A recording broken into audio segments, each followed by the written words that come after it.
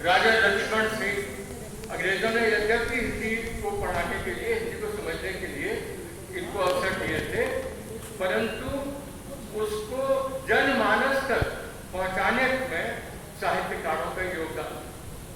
तो मैं अभी हमारे मित्रों ने जो चर्चा की, आदरणीय सरोज जी, हमारे मित्रों ने जो ये चर्चा की कि अंग्रेजों के युग में जन्म लेकर भी अंग्रेजों के खिलाफ कुछ बड़ी बात कहने का साहस भारतेंदु जी नहीं कर सके। उसके पीछे बहुत बड़ा कारण था।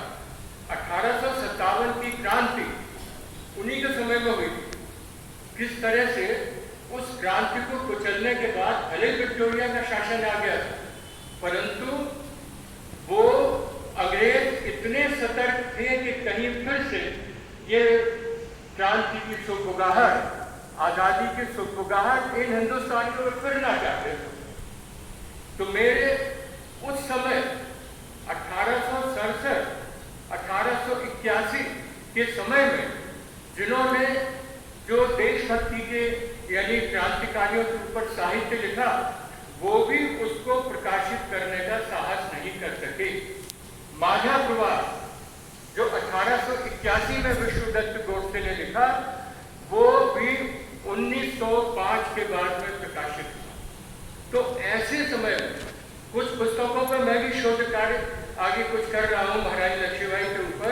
तो एक पुस्तक मेरे पास भी है जो 1867 में कल्याण सिंह कायस्थ ने लिखी महारानी के ऊपर, परंतु वो अपने नाती पोतों को कह गए कि बेटा अभी करके तुम अंग्रेजों के कोपभाजन हो जाओगे, इसको बाद में कर। तो चौथी पीढ़ी, पांचवी पीढ़ी के बाद वो 1956 में प्रकाशित हुई झांसी के राय से नाम।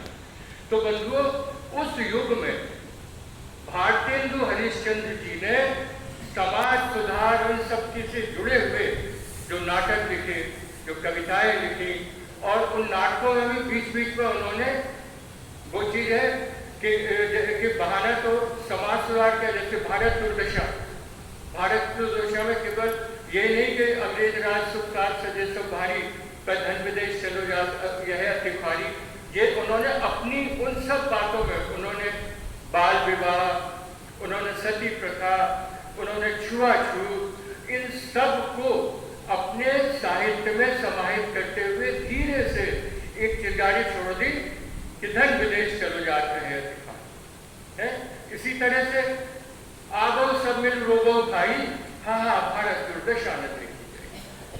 कुछ भी साहित्यकार का इतना बड़ा साहस नहीं था। कोई कहते हैं जो भारत हुए तो 1918-19 के बाद में गांधी जी को जब इतना बड़ा समर्थन मिला था, तो उन अंग्रेजों की वक्र दृष्टि से भी बचे रहे और जनमानस में धीरे धीरे अपनी बात भी कहते रहे। आप उनके लटके पढ़ेंगे, चने का लटका, चूरन का मटका और लटका।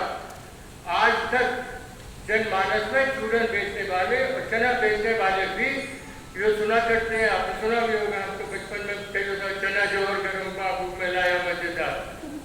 तो ऐसे लटके, मतलब ऐसी छोटी छोटे से लटके करके उन्होंने जनमानस तक, और उसी लटके में चना जोर गरम तो है, इसको कौन कौन खाता है। चूरन का लटका, इसको खाता है अंग्रेज जिसने हड़प लिया है देश, इसको अंग्रेज ने खाया, हाजमा इतना बढ़िया हो गया चूरन का, हर पूरा हिंदुस्तान हड़प गया है। इसको खाए यहाँ महाजन, इसको यहाँ महाजन खाते मेरे चूरन को। और वो करते क्या है, अपने उस व्यक्ति जिसने ऋण लिया है उसका पूरा पूरा धन मूल धन ही हजम कर जाते हैं। तो कितना बड़ा समाज का व्यंग है।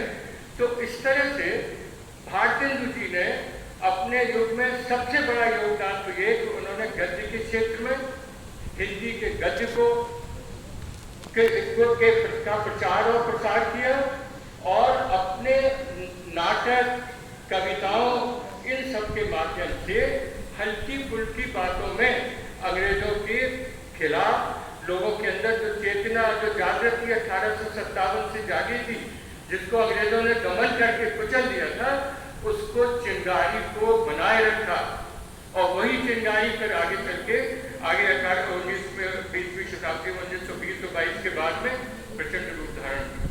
तो इस तरह से उनका भारतेंदु हरिश्चंद्र जी का हिंदी गद्य को उन्होंने जो प्रारंभ किया, उनके समय के भी तो गद्यकार थे, निबंधकार थे, वो भी छोटे मोटे हल्के फुल्के निबंध ही लिखते थे। बालकृष्ण भट्ट के आप देखिए आम, कान, नाक, इन पर छोटे छोटे से निबंध हैं, परंतु ये साहस उन्होंने किया। और सबसे बड़ी बात उन्होंने लोगों के दिमाग में डाली कि अपनी भाषा ही सब भाषाओं का मूल है, इसमें लिखिए, पढ़िए, इसका संवर्धन कीजिए। और आज हिंदी दिवस पर उनकी इन्हीं पंक्तियों को कि निज भाषा अपनी भाषा सब भाषाओं का मूल है और ये सहज है, सरल है, आपकी मातृभाषा है, इस हिंदी में लेखन करिए। परिणाम ये हुआ कि आज हिंदी में प्रसाद, निराला, महादेवी है, बड़े बड़े नाटककार, उपन्यासकार, उन्होंने इतना समृद्ध कर दिया हिंदी साहित्य को और आगे लोग कर रहे हैं।